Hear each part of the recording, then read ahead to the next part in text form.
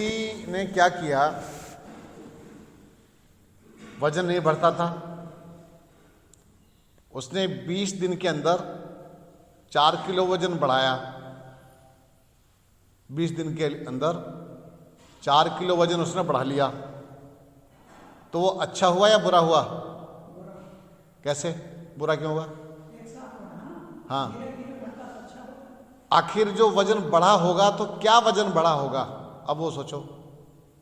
जैसे कल तो आपका था 70 किलो, 4 दिन के बाद आपका आ गया 72 किलो बाहर अपने घरों में। क्या बढ़ा अंदर? मल बढ़ा, मल।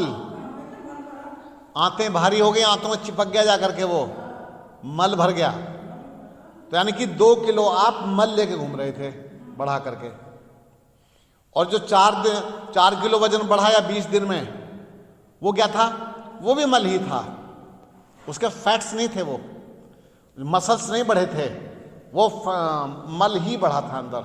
तो इसीलिए अनावश्यक रूप से जो हम चर्बी बढ़ाने पर लगे पड़े होते हैं ना, ठीक है, जिसका बहुत ज़्यादा है उसको घटाना चाहिए, कंट्रोल करना चाहिए, लेकिन जिसका कम है उसको आहार अपना बढ़िया रखना चाहिए और उसके साथ साथ फिजिकल एक्सरसाइज, फिजिकल वर्क करना चाहिए। मैंने ऐसे ऐसे लोग देखे, पतले तो हैं लेकिन इतने फौलादी हैं, फौलादी, स्ट्रांग, मजबूत। हम गोल गोल दिखना चाहते हैं, गोल गोल की अपेक्षा मेरी दृष्टि में मजबूत दिखाई देना चाहिए। स्ट्रांग मैन, आयरन मैन, वो चाहे व्यक्ति तो अपने शरीर को वहीं से वज्र बना सकता है, लेकिन वो कब संभव है? जब वो व्यायाम आदि मजबूती के साथ करेगा, प्राणायाम करेगा, ध्यान साधना करेगा, आहार बढ़िया रखेगा, तब जाकर के स्वास्थ्य बढ़िया हो सकता है। अन्यथा ये इंजेक्शन, स्टेरॉइड, इतना स्टेरॉइड भर लेते हैं अपने पूरे शरीर में इंजेक्शन लगा करके शरीर को फुलाते हैं। जानते होंगे आप लोग, इतने डब्बे खा खा करके शरीर को फुला रहे हैं बच्चे हमारे। ये रोबोट बन रहे हैं, रोबोट। ये जिम नहीं है, ये रोबोट बनाने की फैक्ट्री है। ये रोबोट मेकर है सारे के सारे, जितने ये जिम ट्रेनर है ना, ये खुद भी रोबोट जैसा बैठा, इतना मोटा डोला लेकर के बैठा। तो ये समझ लो कि वो करेगा क्या उसका? इतना मोटे मोटे मसल्स, इतना यूं गैंडे जैसा होकर के यूं घूम रहा था वो, तो उसका करना क्या है? उसे बुल फाइट करेगा, सांड से जाकर के लड़ेगा, है ना? तो ये समझ में नहीं आया कि करना क्या चाह रहे थे। मेरे पास भी आते, मैंने बताया था एक बार, एक पहलवान आया, इतना तगड़ा पहलवान जी, झुक करके ऐसे प्रणाम कर दो, यूं झुका थोड़ी जाए, ऐसे एक हाथ नीचे ऊपर थोड़ा सा नीचे किए, गुरुजी प्रणाम। मैंने कहा भाई प्रणाम, भाई प्रणाम प्रणाम गुरुजी।